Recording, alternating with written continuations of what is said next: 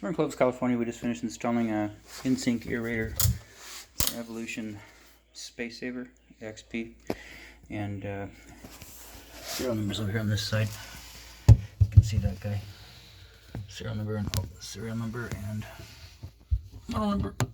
There it is. Can't really see it, can you? There you go.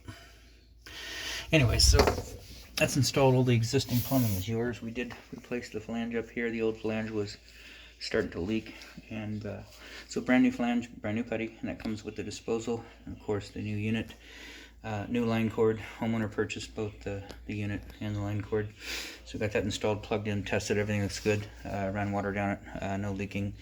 This is all your plumbing here: the basket strainer, the tailpiece, and of course the 1.5 inch combination fitting here down to your Schedule 40 P-trap and arm. So pretty long arm, and we raised this up a little bit. The arm was kind of going downhill a little, so we loosened this up and raised it up, tightened this nut down, and of course got the new 90-degree turn-in that comes with the unit. You can see right there with the clip.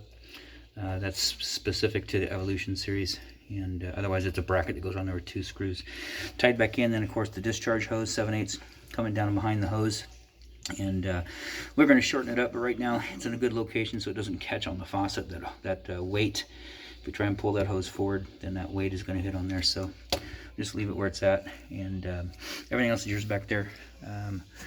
Shut-off valves, water lines, dishwasher, everything. But anyways, everything here looks good outside of that. This installation is done.